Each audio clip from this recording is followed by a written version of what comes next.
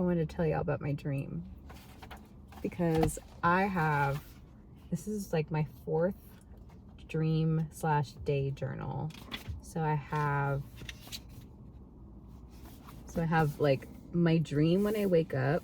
I literally have this right next to my bed. And so when I wake up, I like turn over and I'm like half asleep and I'm like, sometimes I could read it the next day, sometimes I cannot. I started to do this after I watched a video with High Priestess 303. If you know, you know. And she was like, write down your dream. So she said, even if it's a word, even if it's a place that you remember, go ahead and write it down. So I write down my dreams and then I write down my day. This dream, however, literally took 2.5 pages. And it was very Sailor Moon meets Sinners meets the love of my life's energy. And again, I am in the poly community.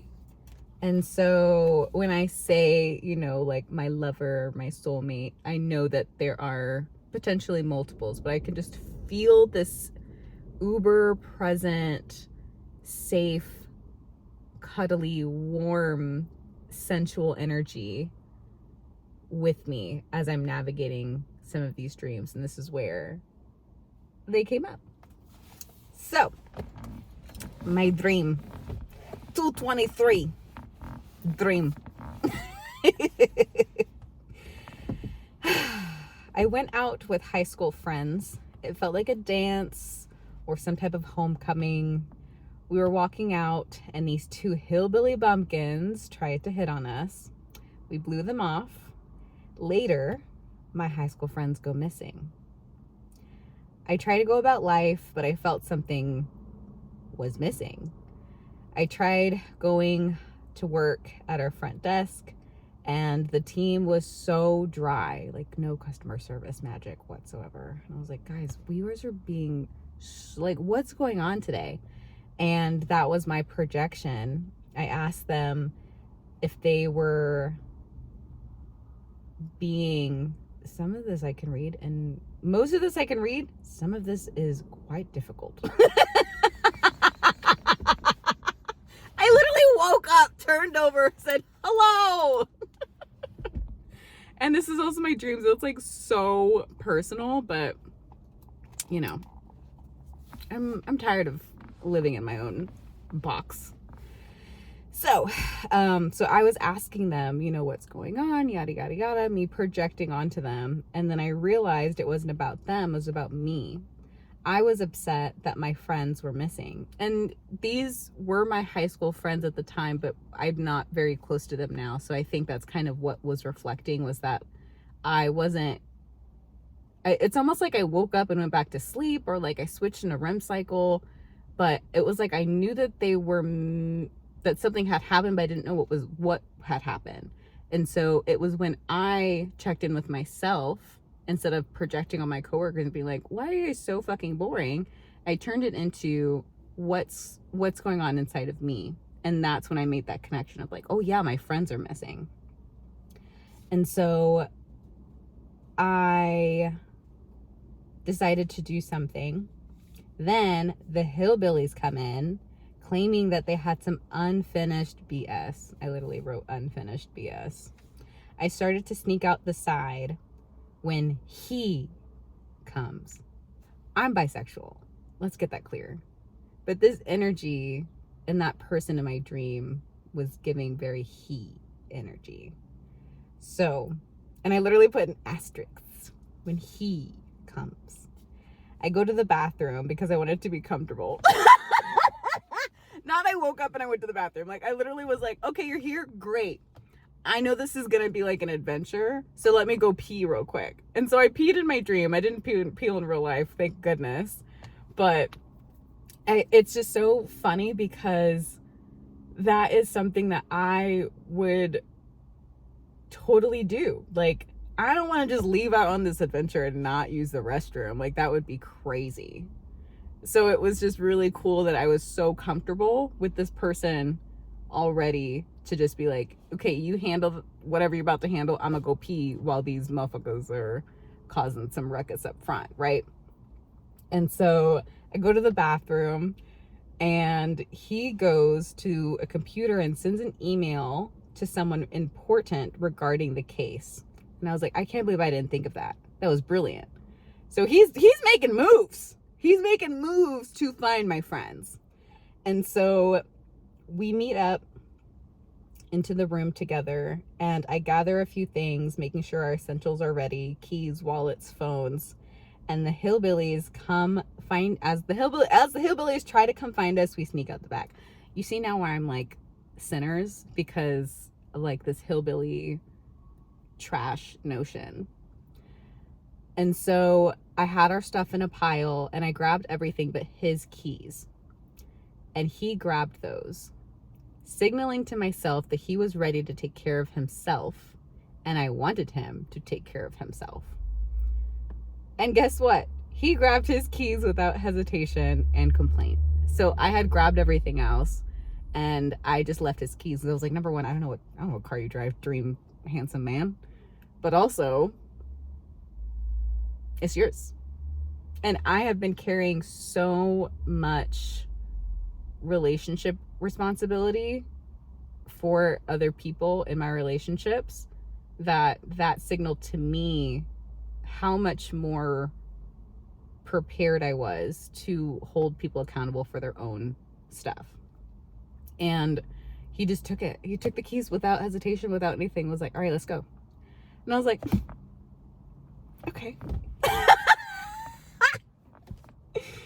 And so as we leave, we're trying to sneak into a car. He gets injured somehow from these hillbilly bumpkins, and it felt like he was trying to fight them and protect me. We were finally at a car when I said the Billies. That's so cute. That's all they deserve. They don't deserve a hill to stand on. They just deserve to be the Billies. We finally got into the car when the Billies start. He goes unconscious next to me as I drive, and the car flips in the air, doing vertical flips. I don't know if y'all have seen Cars, but at the very end, when there is a car flip, like the car is like vertical up in the air and like twisting. And I didn't know what would happen, and it felt like eternity. And as I'm seeing all of this, I'm actually in so much peace, which is so interesting because I know that this person is here. I don't know if they're fully okay, but I just knew everything was going to be okay. And at that same time, the car, like what I was seeing was kind of like, you know, like a video game, like a Mortal Kombat kind of situation. And you can see like when you get hit, there's like blood splatters on the screen. That's what I could see. It just felt like I could like see the damage being done. And so I was like, I don't know how we're going to get out of this, but I just felt so at peace. And I was just like, whatever's going to happen, we're going to be okay. And so we land, and I drive away. I let him rest, knowing I needed to get home to my dog. Y'all, I am in a life or death dream situation, and I'm still like, okay, well, I have to get home to my dog and take her out.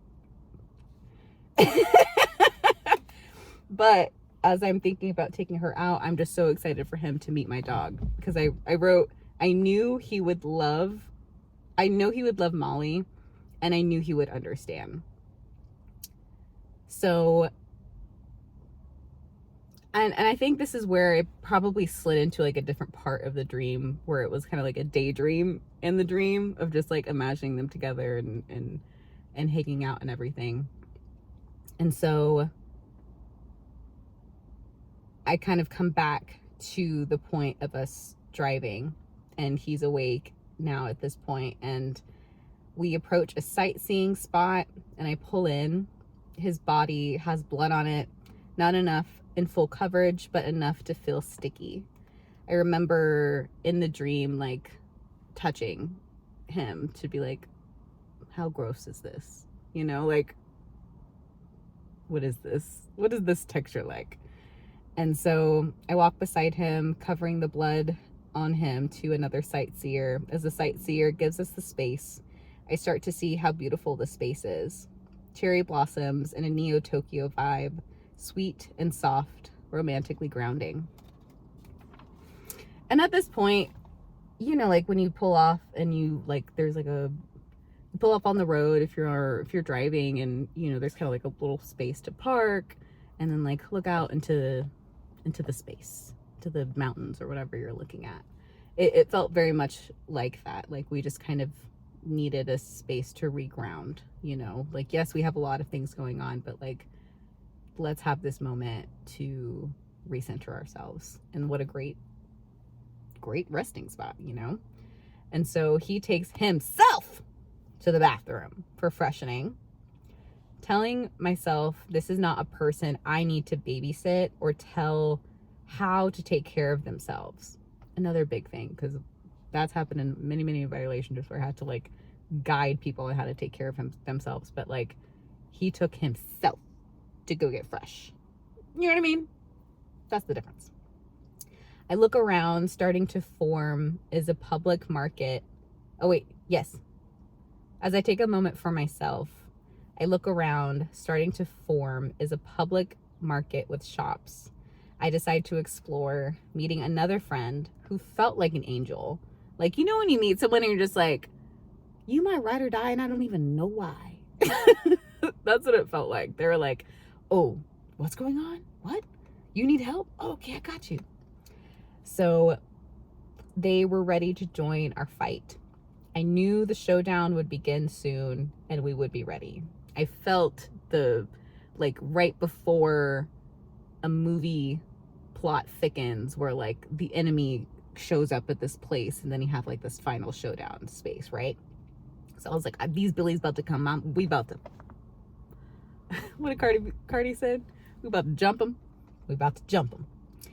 And so as I left the area, he finds me in a new suit, clean and refreshed, ready to fight this battle with me. He smiles, and I put my arms around him, and I smile right back. And the song I heard that I was channeling after I wrote all of this was Sailor Moon by Leia. So I think that's really exciting because there is an energy of feeling closer without 1313 as I looked at the clock. Wow. There was a feeling of getting closer without suffocation. There was a feeling of love without expectation and without boundaries, without limitations. It just felt like this peaceful, righteous, and I almost want to say like riotness, you know, like someone who just felt like they were just ready to support me with what I needed to help guide me on this journey to reclaim my friends. Not even because we were close, not even because, you know, we are still talking today, but because he knew it was important to me, and he knew that these humans did not deserve to not be in a space of safety. And that is really, really what stuck out to me. It felt like he didn't even need to know these people to know that they deserved safety. And that was the turn on. Above all, you know, above everything else, it was just a really, really beautiful, romantic, and possible connection. And so I don't know when this person will ever come in. Maybe it'll just be an energy for the rest of my life. I don't know. But I know that when the person comes, that peace is something that I know I can come back to and compare it to. So, thanks for listening to my dreams. And if you do not have a dream journal, please do not judge yourself. I process and navigate a lot when I'm sleeping. I think I'm doing like generational healing and generational work in my dreams. So, but I, again, wouldn't have done that unless I got that hint from another YouTube channeler of just being like, even if it's just a word, even if it's just a phrase, even if it's just a place that you remember, just write it down. And sometimes even in my dream journals, I'll write, you know, my dream, like a few things that I can remember. And if I can't remember anything, I just kind of talk about how I'm feeling as I'm waking up. And it just helps me to kind of get a pre-download for the day before I get the day started. So that's all. I keep thinking that I'm like never gonna make another video, and I'm just like, let's stay out here forever. But I know I'm gonna make another video. This just feels so good. I love seeing myself in a way that is so much more authentic and so much more honest. Like not even in a genuine spot, because I feel like the way that I communicate is very genuine. It is more so like I'm being so honest with my life and what's happening in my life and what's happening in my subconscious and my internal world as well as my external world. And I'd have never realized how much more fun I have in this state than pretending and just trying to be normal like everybody else, or like how everyone else pretends to be.